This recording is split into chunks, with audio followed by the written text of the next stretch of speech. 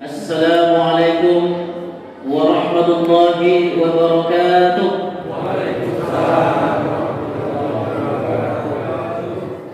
Alhamdulillah rabbil alamin alladzi ja'ala Ramadan syahrus siyam syahrul mubarak alladzi anzala fihi al-Qur'an hudan lin-nasi wa bayyinatin minal huda wal furqan. Asyhadu an la ilaha illallah wahdahu la syarika lah wa asyhadu anna Muhammadan abduhu wa rasuluhu sallallahu alaihi wasallam la nabiyya ba'dah. Qalu subhanaka la ilma lana illa ma 'allamtana innaka antal alimul hakim. Rabbi shrah li sadri wa yassir li amri wahlul 'uqdatam min lisani yafqahu qawli. Yang kita hormati segenap pengurus DKM Masjid Baitul Maghfirah, yang kita hormati dan kita banggakan Pak Ustaz Haji Asnawi, imam kita. Semoga Allah senantiasa memberikan keberkahan umur panjang untuk beliau, amin. Kita hormati segenap panitia Ramadan, ibu-ibu taklim, pemuda dan jemaah hadirin yang berbahagia. Ini baru masuk malam yang ke-12. Ini kalau saya lihat jemaah kita Baitul Maghfirah sudah nampak lapang, ya Baji. Bijinya besar atau kita berkurang? Nggak tahu. Hah? Kata panitia, alhamdulillah masjid yang besar. Itu kan aja banyak kurang juga ya. Tapi kalau banyak kecilan juga. Baik Bapak Ibu jemaah sekalian, judul tausiah ataupun kultum Ramadan kita pada malam hari ini yaitu bagi adik-adik Ustaz, bagi anak-anak Ustaz yang mencatat, meraih pintu surga dengan ridho orang tua. Saya ulangi, meraih pintu surga dengan ridho orang tua. Saya tergelitik dari ketika Pak Imam kita baca surat Al-Isra ayat 24. A'udzubillahi minasyaitonirrajim. Ayat ini Allah memanggil kita semua anak. Yang kita di sini Pak gak ada, kita pasti kita anak-anak. Walaupun sudah tua-tua seperti ini, sudah ubanan kayak kita ini, ya jelas kita adalah seorang anak. Apa kata ayat? Allah memanggil kita. A'udzubillahi minasyaitonirrajim. Wahfid lahum ma janahat dhulli minar rahmah. Allah memanggil kita, rendahkan dirimu, rendahkan kepalamu. Wahfid lahum ma janahat dhulli minar rahmah, dengan penuh kasih sayang pada kedua orang tua kita.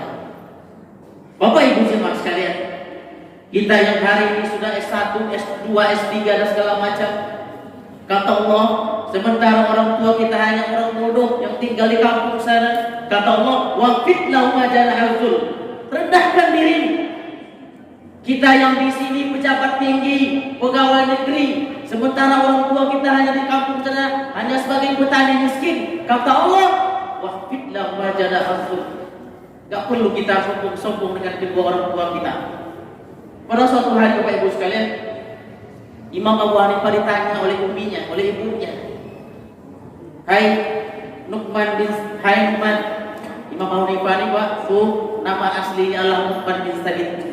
Dia panggil, wahai anakku Nu'man, tolong engkau jelaskan ke ibu apa hukum ini, hukum itu.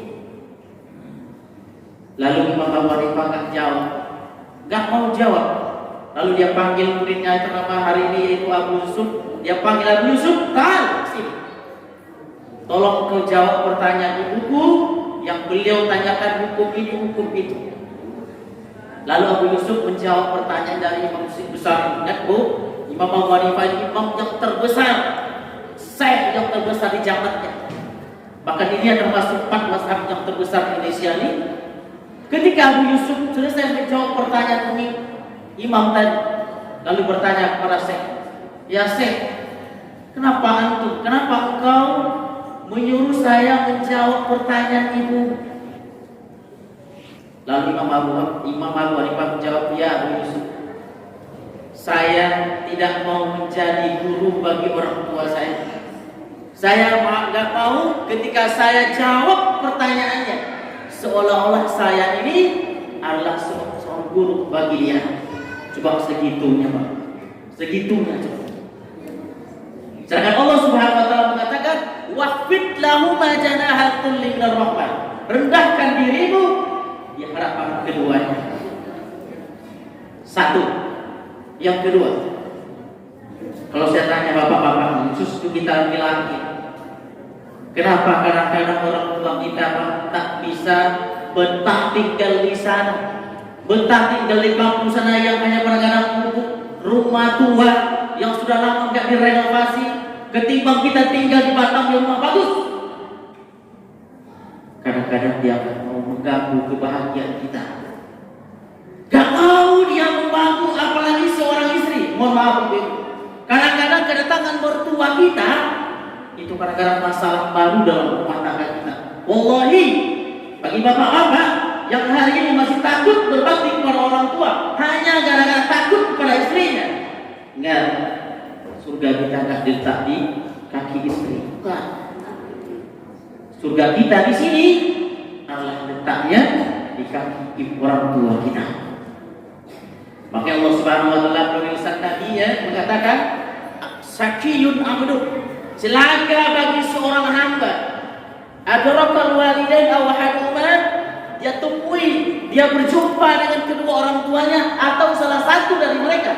Walam yudkhilul jannah, dia tidak masuk surga. Celaka. Karena tiket yang terbesar bagi kita laki-laki, yang terbesar dan terdekat adalah orang tua kita. Beda dengan ibu-ibu. Tiket suami ibu, tiket surga ibu di mana? Di mana? Bapak? Tiket ibu surga itu di suami.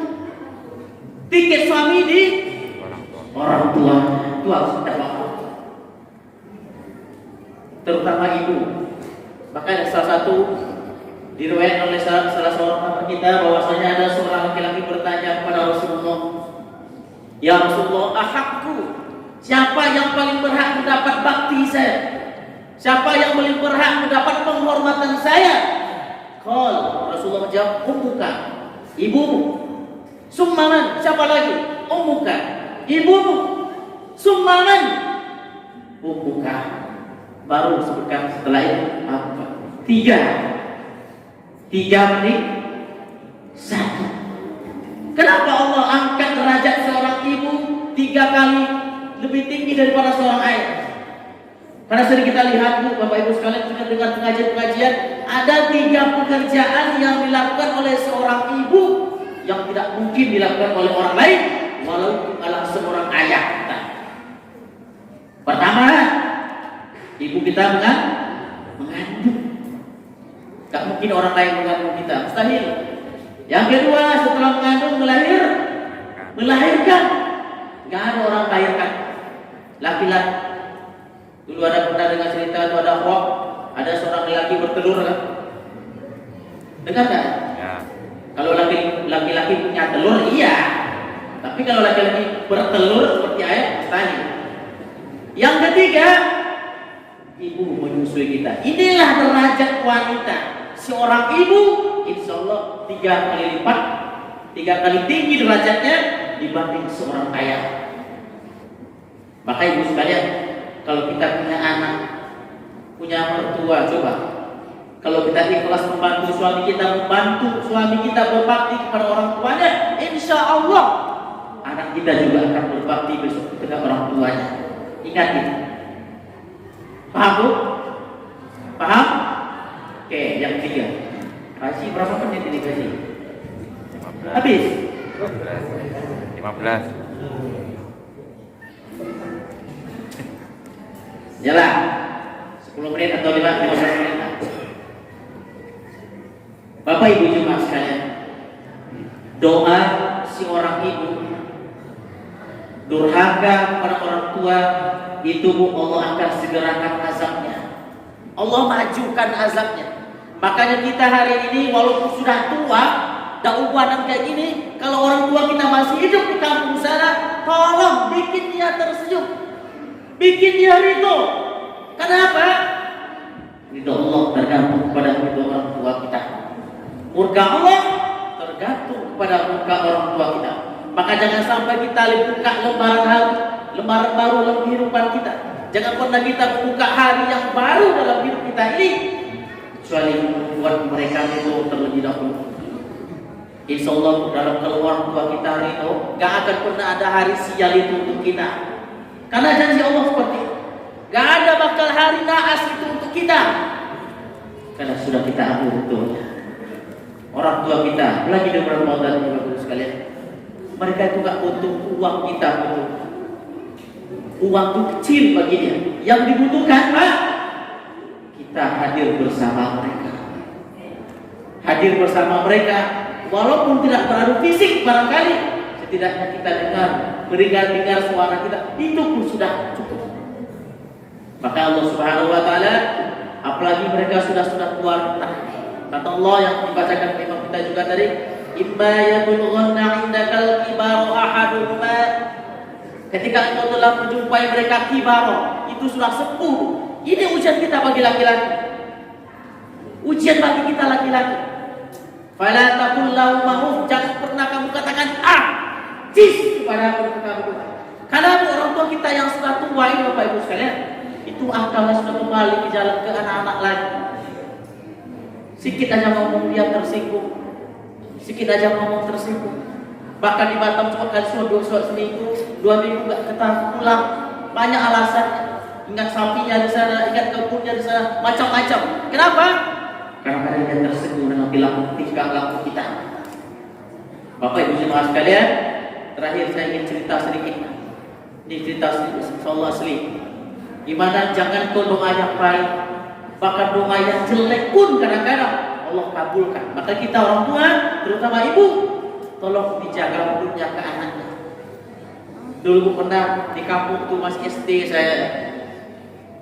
Itu kampung saya tuh kebanyakan anak-anak tuh ketika pulang sekolah itu nyarap karet. Kita Bapak Isman tahu dia. Nyarap karet tahu? Itu ada teman saya namanya kalau nggak salah Iskandar. Saya betul ingat betul saya. Dia nggak sekolah gara-gara membantu ibunya, menolong ibunya setiap hari di kebun karet itu nyarap karet.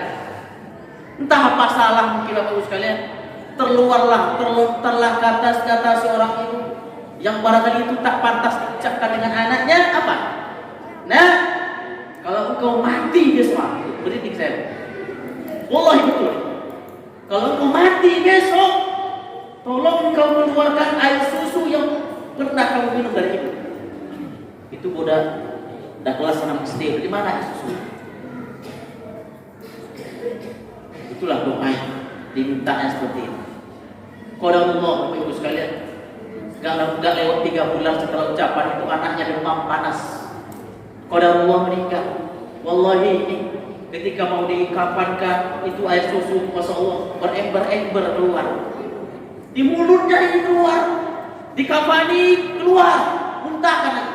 Dikafani dimuntahkan lagi. Masya Allah. Itu doa jelek. Apalagi doa yang baik. Bagi kita sudah tua orang tua, ini doa yang Allah ajarkan. Gak ada doa yang paling seperti yang Allah ajarkan. Apa? Wa qur rabbirhamhuma kama rabbayani shaghira. Katakanlah kepada keduanya, sayangilah Allah sebagaimana mereka menyayangi kami sewaktu kecil. Di sini Allah tidak menyuruh menyayangi aja, tapi Allah membayangkan ketika kita saat kecil sayang. Bagaimana hari ini? Makanya Bu, tanpa ini orang tua tidak akan yakin saya tidak akan pernah berkah hidup kita. Tidak akan pernah. Allah itu 10 buka melahirkan kita aja. 10 buka melahirkan kita di dunia. Sekiranya kita serahkan harta kita hari ini kepada dia, kita serahkan semua yang kita miliki ke dia, itu belum bisa menembus 1 bukaan saja. Gak pernah. Makanya Abu Wais Al-Qarni digendongnya buminya dari Yaman ke Mekah untuk haji. Katanya apa? Ya Bu, doa Abu Wais, ya Allah ampunilah dosa umi saya. Karena kamu tak minta diampunkan? Abu Wais mengatakan, Bu, cukup ridho ibu saja mengantar saya ke surga. Yang kedua, ketika ibu ditanya ada seorang ibu membawa gendongan orang tua yang tawaf, ditanya, ya Umar, apakah dengan seperti ini saya sudah berbakti? Wallahi, Itu satu bukaan saja kamu seperti ini. 30 ulangi belum terbalaskan. Maka ibu sekalian, saya berpesan kepada saya, pada kita semua, yuk kita raih itu dengan pintu surga, dengan berbakti kepada keduanya. Mudah-mudahan insyaallah lebaran ini kita bisa pulang, walaupun tidak pulang bisa telepon-teleponan. Amin. Amin ya rabbal alamin. Subhanallah wa bihamdika, asyhadu an la ilaha illa anta, astaghfiruka wa atubu ilaik. Assalamualaikum warahmatullahi wabarakatuh.